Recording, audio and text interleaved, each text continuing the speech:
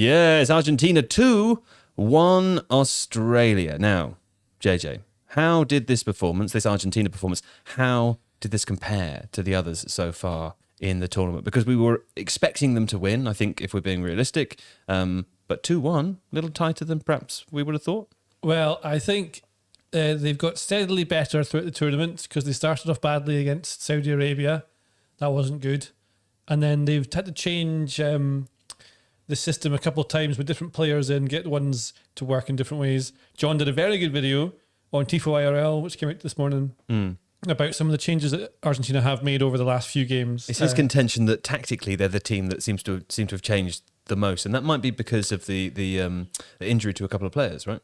I think injuries and just getting players in different positions. Basically, they lack a lot of pace and width. They don't have any real speed or wide players. Di Maria counts as one, but he's only good about 23% randomly. Sure. All the time. He's also, is he 35 years old? He's old. He's older, yeah. Well, younger than. Probably that's old, but. Well, doesn't old matter. for a footballer. Football years, he's old.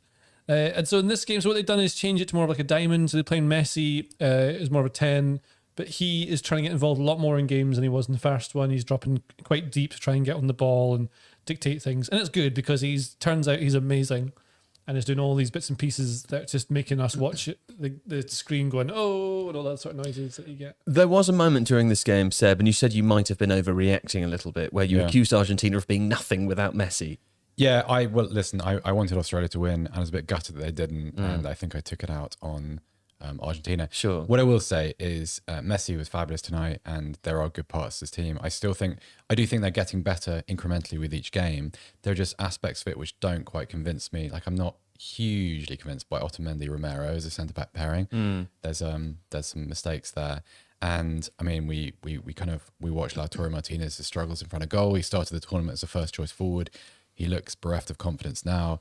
I think this evening it needed that performance from Messi to get past Australia, and whilst I'm sure they still will improve, it's not quite what I was expecting to see from a team with their record coming into the tournament. They're very functional, but I was wrong about the Messi thing. That was over emotional nonsense. But yeah.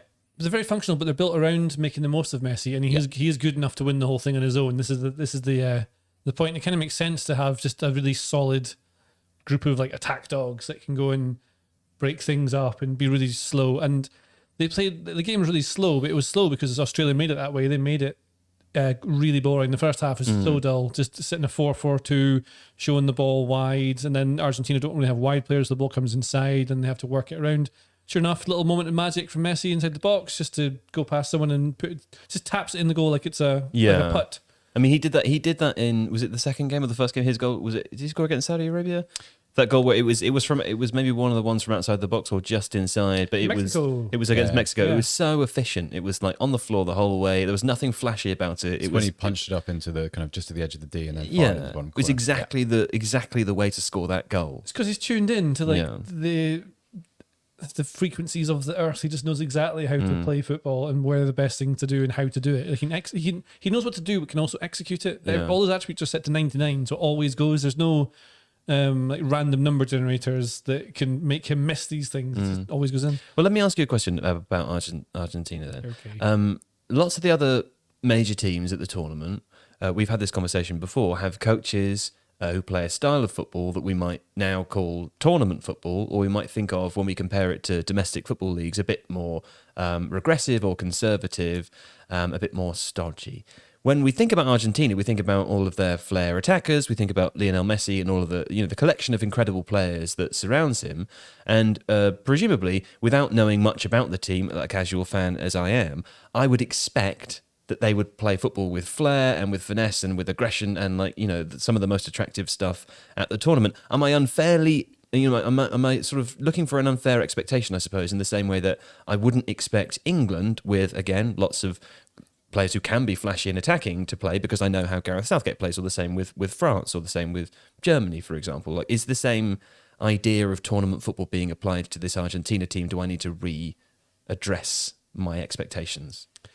I think they looked really good in build up to the tournament, and when I watched a lot of them in pre-tournament research, they looked just genuinely good, and no one could beat them. They had a massive, long, unbeaten run, like 35 games, something like that.